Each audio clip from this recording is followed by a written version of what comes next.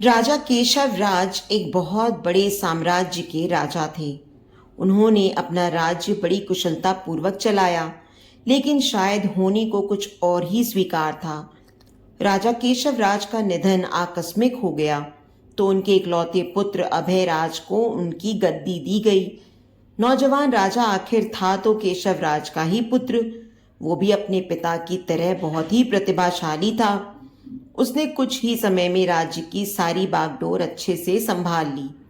राजा की माँ यानी केशव राज की पत्नी पहले ही स्वर्ग सिधार चुकी थी।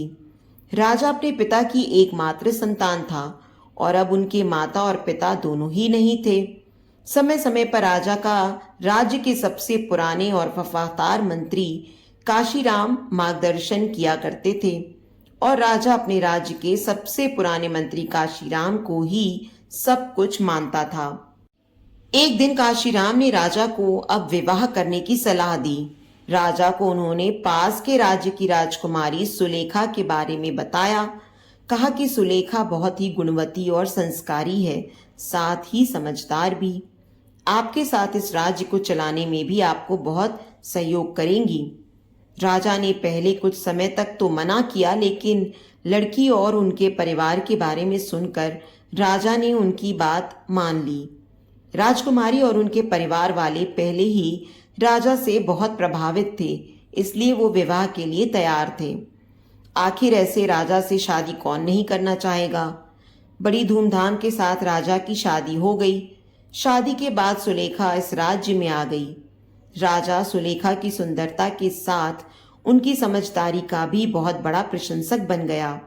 ऐसी कई बातें थीं जो राजा बल से नहीं हल कर सकता था, उसे सुलेखा अपनी सूझबूझ से सुलझा देती थी। राजा और रानी दोनों ही एक दूसरे को पाकर बहुत ही खुश थे। उन दोनों में प्रेम प्रगाढ़ था।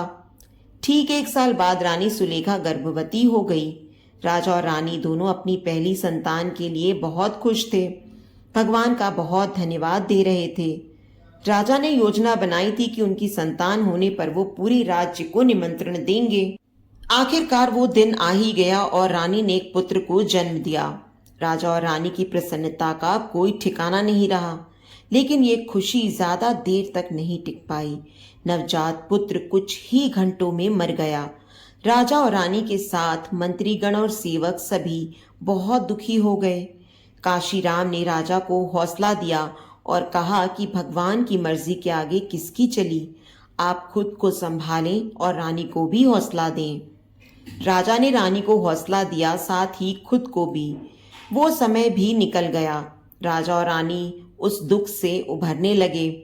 उन्होंने सत्य को स्वीकार किया और अपने आने वाले जीवन के लिए फिर से योजनाएं बनाने लगे। कुछ समय बाद फिर रानी गर्भवती हो गई। इस बार राजा और रानी कुछ ज्यादा सतर्क थे। समय समय पर दाई और वैद्य से परामर्श लिया गया ताकि पिछली बार जैसा फिर कुछ ना हो।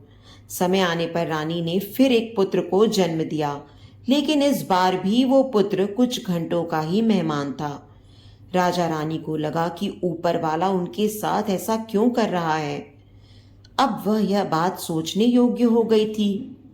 राजा ने अब दूसरे तरह के उपाय करना शुरू कर दिए। सब कुछ होते हुए भी राजा के राजमहल में एक अलग खालीपन था। विरोधी राजा और शत्रुओं ने राजा की इस अवस्था का लाभ उठाकर राज्य पर हमले करना शुरू कर दिया। अपने निजी जीवन में इस परेशानी का प्रभाव कई बातों पर पड़ा। राजा अपना कुछ राज्य हार गया। राज्य की जनता का भी राजा पर से विश्वास कम होता जा रहा था। लोग बातें करते कि जो अपनी संतान नहीं बचा पा रहा है, लगता नहीं वो राज्य को बचा पाएगा। इन सारी समस्याओं के बीच रानी सुलेखा अपने प्रयासों में लगी हुई थी। वो राज्य में ऐसे ही जा जाकर राज्य के वासियों से मिलने लगी। रानी क्या कर रही है यह किसी को पता नहीं था। फिर करीब 6 महीने बाद वो राजा को बोली कि अब हमारी संतान की मृत्यु नहीं होगी, लेकिन उसके लिए आपको मेरी बात माननी पड़ेगी। राजा पहले ही जानता था कि रानी बुद्धिमान है और कहना मानना हमेशा ही उनके लिए अच्छा रहा है। इसलिए राजा झट से हाँ बोलते हुए बोला कि हाँ, आप जो बोलें, जैसा बोलें वैसा ही होगा। रानी बोली, आज रात के बाद मैं अज्ञात जगह चली जाऊंगी और संतान प्राप्ति के बाद मैं उचित समय पर वापस आ जाऊंगी।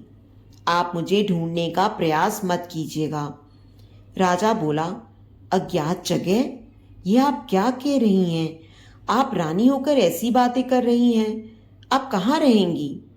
रानी बोली कि अगर आपको हमारी संतान चाहिए तो आपको मेरी बात माननी पड़ेगी। राजा कुछ न कह सका। फिर रात में राजा जानता था कि वो अपनी रानी से अब पता नहीं कब मिल पाएगा। रात्रि के बाद सुबह जब राजा नींद से जागा तब रानी जा चुकी थी। काशीराम के द्वारा पूछे जाने पर राजा ने कहा कि प्रार्थना करें हम अपने इस प्रयास में सफल हो जाएं।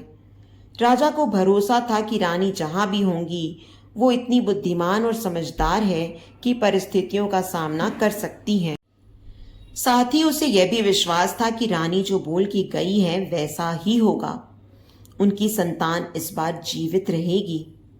इसलिए राजा अब अपने विरोधियों से निपटने लगा। वो अब विश्वास से भरा था, जिसके कारण उसे इसके अच्छे परिणाम मिल रहे थे। फिर एक दिन अचानक लगभग 10 माह बाद ही एक सुबह रानी गोदी में बच्चा लिए आई। पुत्र था करीब 1 माह का। राजा की खुशी का ठिकाना नहीं रहा। राज्य में भी उसने सभी को निमंत्रण भिजवा दिया। राजा ने रानी को धन्यवाद दिया और कहा, यह आपने कैसे किया और हमसे क्या गलती हो रही थी? रानी बोली, उचित समय पर आपको बता दूंगी। राजा अपने महल में नए मेहमान नन्हे राजकुमार के साथ बहुत खुशी खुशी जीवन व्यापन करने लगे। साथ ही राजा के राज्य का विस्तार होने लगा। लेकिन पुत्र के आने के बाद रानी में बहुत सारे बदलाव हुए। रानी अब पहले जैसी नहीं रही थी, ऐसा सोचना राजा का था। रानी राजा को अपने समीप भी नहीं आने देती थी। कुछ न कुछ कारण बताकर टाल देती थी। राजा के द्वारा पूछे जाने पर रानी कहती कि आपने कहा था जो मैं कहूंगी आप मानेंगे। यह भी हमारे पुत्र के जीवन के लिए आवश्यक है। राजा का पुत्र अब 2 साल का हो गया था। रानी का समीप न आने का प्रतिबंध अभी भी राजा के लिए वैसा का वैसा ही था। इतने समय के प्रतिबंध के चलते अब राजा के मन में कई विचार घर बनाने लगे। फिर एक दिन राजा को इस विचार ने पकड़ लिया कि शायद यह पुत्र उसका नहीं है, कमी शायद उसी में थी। रानी को यह पता चल गया होगा, इसलिए रानी अब उससे अपने पास नहीं आने देती। अब उसे यह विचार हमेशा सताने लगा। अब हर बात में वो अपने को अपमानित मान रहा था। राजा ने एक दिन रानी से पूछा कि आपने कहा था कि यह बच्चा कैसे जीवित रहा, आप बताएंगी। रानी फिर बोली, महाराज उचित समय आने दीजिए। राजा क्रोध में आ गया। बोला, मैं कई दिनों से आपके व्यवहार को देख रहा हूँ।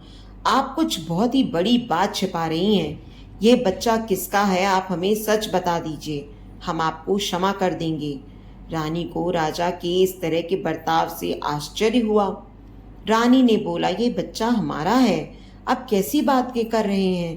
राजा बोला कि अगर आपने झूठ बोला या हमसे कुछ छिपाया जो हमें कहीं और से पता चला तो आपको और बच्चे को दोनों को दंड मिलेगा। रानी ये सुनकर क्रोध में आ गई और बोला, महाराज आप किस तरह की बात कर रहे हैं? बात अगर मेरी होती तो मैं चुप रहती, लेकिन आपने मेरे बच्चे के लिए बोला है और मैं यह सहन नहीं कर सकती। सच सुनने की हिम्मत है तो सुने। तब रानी ने एक ऐसे सच से राजा को अवगत कराया जो वो नहीं जानता था। रानी ने कहा कि मैंने इस पूरे राज्य में करीब 6 माह तक भ्रमण किया और जगह जगह जाकर पुराने लोगों की बातें सुनी। आपके राज्य की सीमा पर जंगल में एक समूह रहता है। उनके कुल देवता में उनकी अटूट आस्था है और उनमें शक्ति भी है।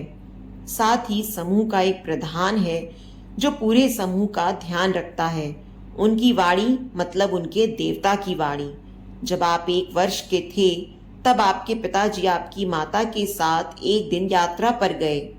बग्गी से यात्रा करते समय उस समूह की एक महिला जो गर्भवती थी, बग्घी से टकराकर मृत्यु को प्राप्त हो गई, जिसके परिणाम स्वरूप उन्हें प्रधान ने श्राप दिया कि अब से उनका वंश आगे नहीं बढ़ेगा।